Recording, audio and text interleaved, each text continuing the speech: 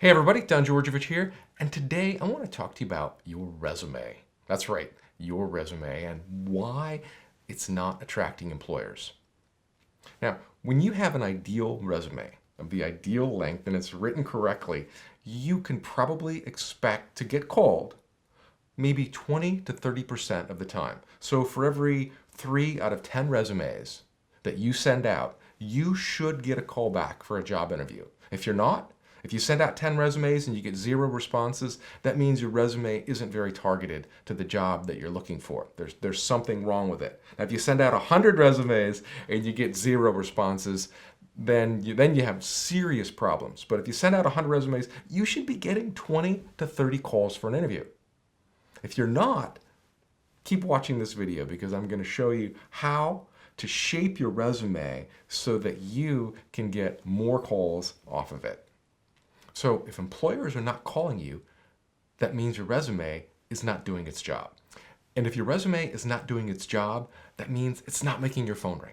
And that means it's costing you countless lost job opportunities. Now, whether you wrote your resume yourself or you had someone do it, there's probably some issues with it. There's something about it that is not resonating with employers. Now, I can't tell you exactly what it is without seeing it, but I get hundreds of resumes that come across my desk every month, and they all have very similar problems. And that's what I want to cover with you today, what those problems are. And the first reason is length. Many candidates write 3 or more pages of just boring work experience. They just pack it full of everything they've ever done. They list every skill that they have. And what you end up with is 3 boring pages of just nonsense. And employers don't want that. 3 or more pages is too many. Ideally, you want to be around 1 to 2 pages. So if your resume is more than 3 pages, I would strongly suggest that you trim that down, especially if you have around 10 to 15 years of experience. Maybe if you have 30 years of work experience, you can go into 3 pages. But if you're like most of us and you're in the 5 to 20 year experience range, 1 to 2 pages is ideal for you. Any more than that, and it doesn't get read, and it confuses employers about what you're looking for. But ideally, if you can't say what you need to say in 1 to 1.5 pages, you have way too much to say, and it's just not going to get read. It's like a long, boring conversation. Who wants to sit down and listen to somebody prattle on and on and on? Resume is the same thing. So more than 2 pages, way too long. Keep your length down to 1 to 1.5 pages at the most. So what you want to do is aim for 1 page. But try not to go beyond 1.5 pages. If you have to push it to 2, go ahead and do that. But try to keep that 1 to 1.5 page benchmark in mind as the ideal length for a resume. I mean, I'll admit, getting to 1 page can be really challenging. But if you push yourself and you focus, you can do it. And when you have a 1-page resume, it's a much stronger, more powerful, more direct resume that is more likely to generate more calls for interviews for you. Okay, next one. Irrelevant content. All too often, candidates put irrelevant content on the resume. And what I mean by irrelevant is it's work experience that is not related to the job that they're applying to. So how do you find out what type of experience you should put on your resume? Well, you read the job description. Get that job description out. Print it out. Don't just look at it online. Print out that job description. Get yourself a pen. Get yourself a couple of highlighters. Go through the job description. Break it apart. Look for everything that is most important to that company. Find out what they're really looking for, the type of experience and the qualities that they want in an employee. Then tailor your resume to match that job description. And what that might mean that you'll have to remove some of the experience that you have on your resume because it's not relevant to what they're looking for. And what happens is when you have that irrelevant experience, it ends up diluting your resume. So if you have some good experience and then you have some experience that isn't related, that interviewer has to filter out everything on your resume that isn't related to what they're looking for, which takes effort. So I like to make their job easier.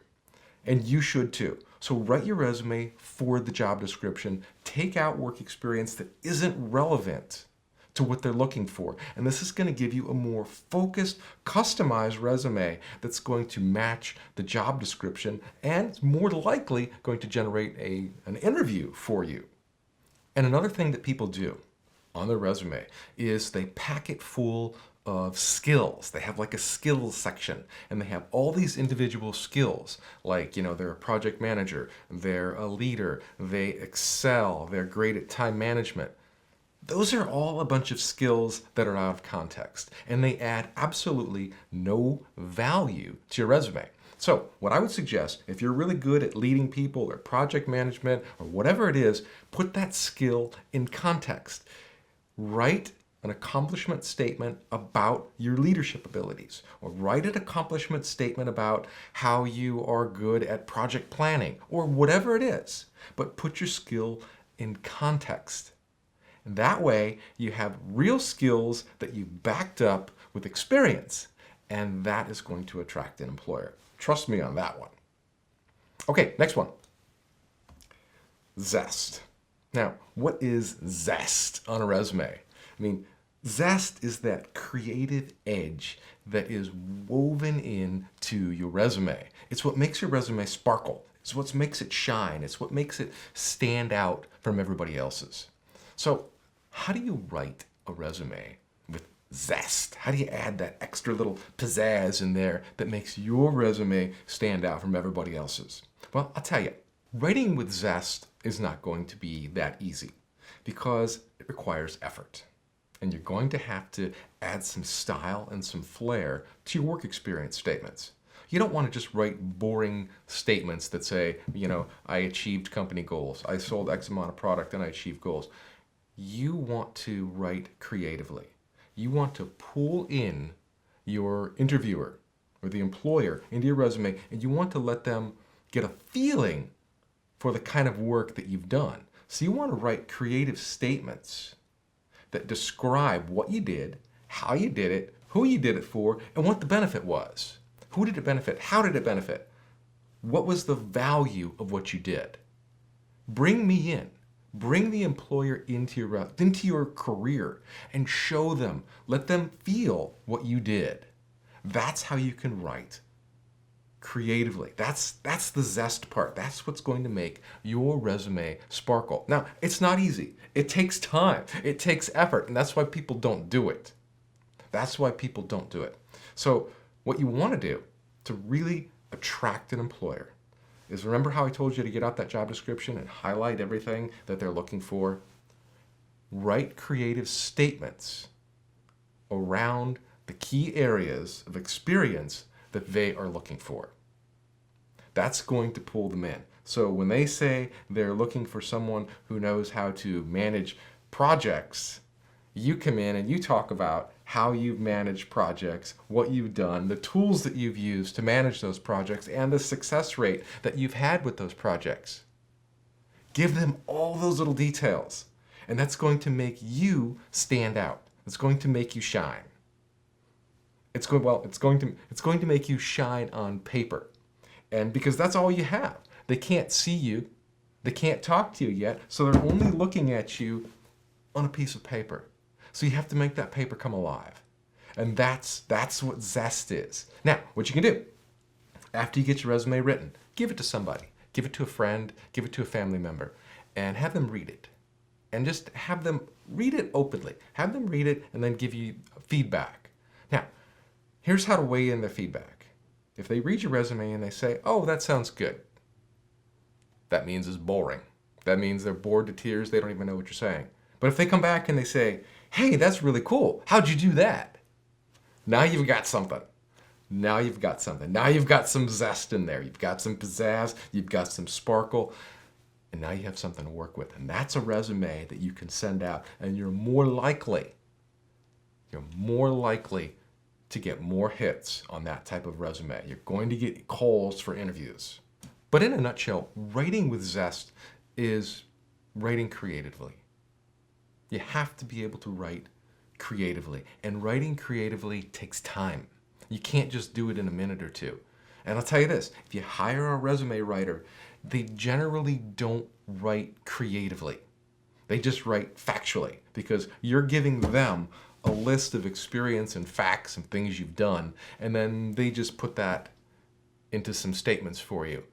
But even though they have the ability to take everything you've done and write it into statements, they generally lack that creative edge.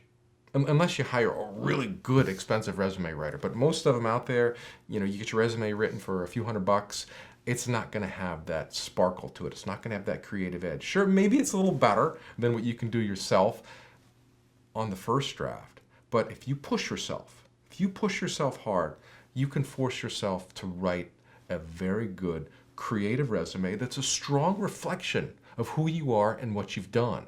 And it's going to make employers say, wow, that's pretty cool. How'd they do that? I want to meet them. That's the response you want your resume to generate. And you could do that. It just takes time. You have to put the time in. You can't just bang out your resume in 5 minutes and have a masterpiece. It takes hours, days, weeks. My own personal resume, I've had hundreds of revisions. I've written it over and over and over. Every day I find a way to make a certain statement a little bit better, a little bit sharper, a little bit more clear, a little bit more sparkle in it, a little more zest. And that's what you want to aim for. And you're not going to get it overnight. I mean, maybe in a couple of weeks' time, you can get it. You keep massaging that resume, you're going to get closer to where you want to be. But you have to know where you're headed. You don't want to just create a resume that's a job description of everything you've ever done. That spells boring, and that's probably why you're not getting any phone calls. That's probably why nobody's calling you, because you've written your resume as a job description and there's no creative element in it at all. And for you to stand out amongst the hundreds or thousands of other resumes out there, you need that creative edge. You need that zest. You have to put that effort into it. And then you'll get a resume that's going to make your phone ring. Trust me on that one. So to wrap it up, after you adjust the length and get yourself down to 1.5 pages, write your resume for the job description, get out any type of irrelevant content, and then put that zest factor in your resume, you should get a hit rate on your resume of at least 20 to 30%. So if you send out 10 resumes, you should get at least 2 to 3 people calling you for a job interview. If you don't, that means your resume isn't aligned to what they're looking for in the job description.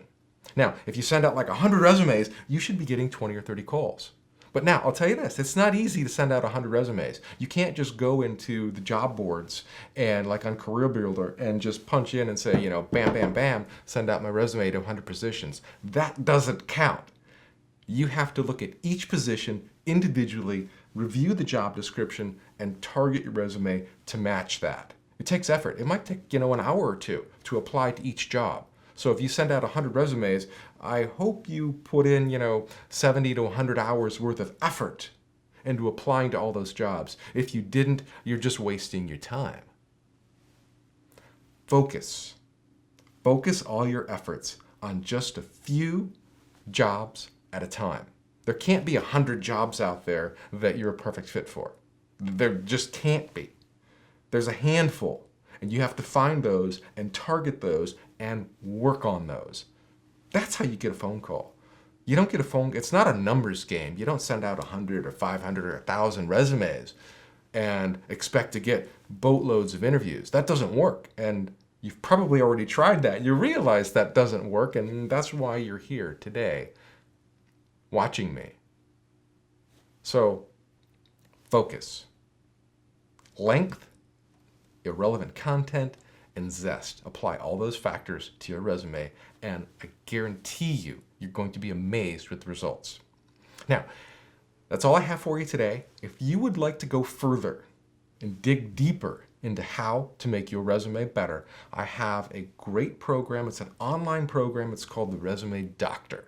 In the Resume Doctor, I take all of these steps, zest, irrelevant content, job description statements, and I show you how to go into your resume methodically, line by line, and show you what's wrong and how to fix it. The Resume Doctor is about a 90-minute video training workshop where I just You and me, we sit down, I take you by the hand, and we walk through your resume, and I show you all of the areas where you're struggling or where you might be struggling with your resume and how you can make it better. I have some examples in there to show you how one resume generates a response and another resume doesn't generate any response at all, just by looking at them. So I show you the process that a recruiter or an employer is going to go through when they look at resumes and how they can just instantly, within 2 seconds, know if they have a winner or not. And I'm going to show you how you can do that too and how you can apply that to your resume so that it's a winner all the time. So I'll put a link for the Resume Doctor in the description below. It's pretty cheap. I think it's only like 37 bucks or something like that. And you can pick it up here at jobinterviewtools.com. And if you don't like it, set it back. Just say, hey, Don, I tried the Resume Doctor. I didn't like it. I don't want it. Whatever. That's fine. But I guarantee you the Resume Doctor is going to help you go farther. So if you like what I'm saying, if you like everything in this video, if you like everything that I'm saying and you want to go to the next step, try the Resume Doctor. Just give it a try, watch it, and if you didn't get anything out of it, just say, hey, Don, it wasn't working for me. I want my money back. No problem. But give it a try. I guarantee you will get something out of it. I guarantee it. All right, that's all I have for you today. Good luck on your next interview, and I'll see you in the next video. If you found this video helpful, then give it a thumbs up and make sure you subscribe to my channel so you get notifications every time I release a new video. And by subscribing, you support me, my message, and this channel, so I'd really appreciate it. Make sure you hit subscribe.